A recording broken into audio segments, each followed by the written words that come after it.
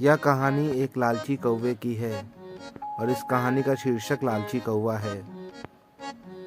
बहुत समय पहले की बात है। मयूरपट्टनम के लोगों ने गर्मी के महीने में अपने घर में तथा सड़कों पर खपच्ची की टोकरी लटका दी थी।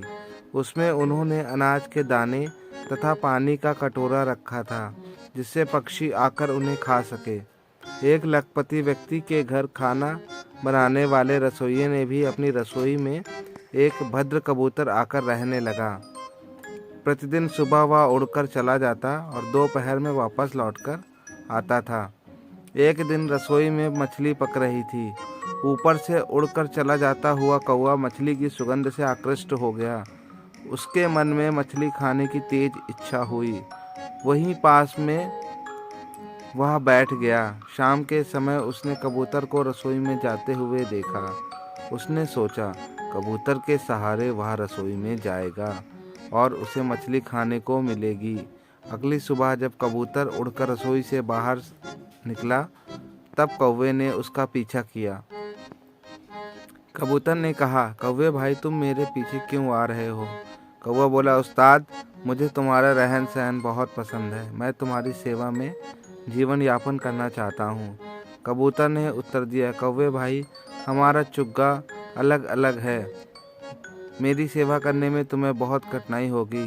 कौवे ने जिद करी, उस्ताद, मैं तुम्हारे साथ ही भोजन करूँगा और जब तुम लौटोगे तभी लौटूंगा।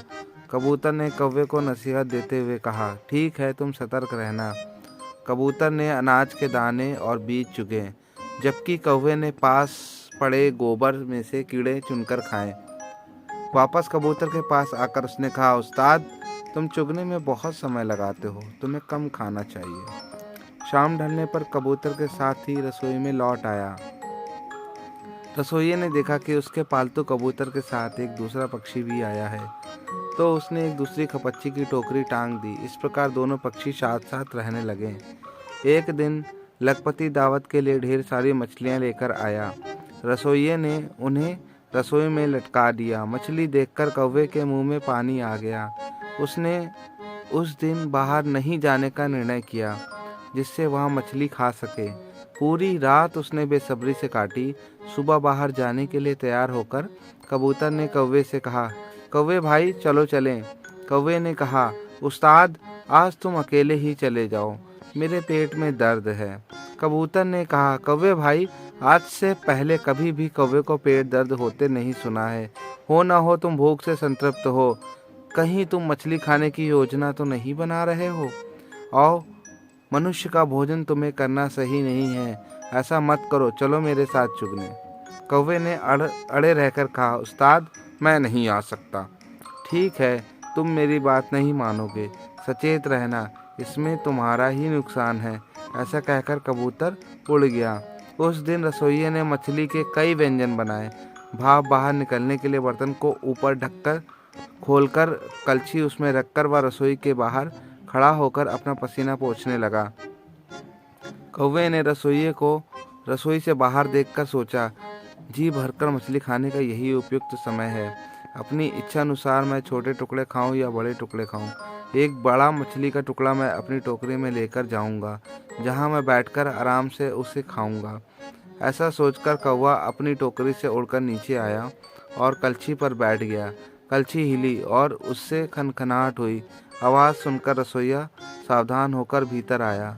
कौवे को देखकर उसने सोचा, अच्छा, तो ये कौवा मेरे मालिक की दावत के लिए पकने वाली मछली को खाना चाहता है। मैं उसे सबक सिखाऊंगा। उसने रसोइयों के सभी दरवाजे बंद कर दिए और कौवे को पकड़ लिया। उसने कौवे के पंख पकड़कर उस पर नमक, काली मिर्च, अदरक और जीरा लगाकर उसे छाछ में डुबो दिया। उसके बाद रसोइये ने कौवे को उसकी टोकरी में फेंक दिया। कौवा वहाँ पड़ा दर्द से कराहता रहा। शाम को कबूतर ने वापस आने पर कौवे के अत्यंत दयनीय अवस्था में देखा। कबूतर ने कहा, हे लालची कौवे, तुमने मेरी सलाह पर ध्यान नहीं दिया। अब तुम अपनी लालच का फल भुगतो। शिक्षा यही है कि लालच का अंत कभी भी अच्छा नहीं होता है। अगर आपको कहानी पसंद आई हो तो लाइक, शेयर एंड सब्सक्राइब करें।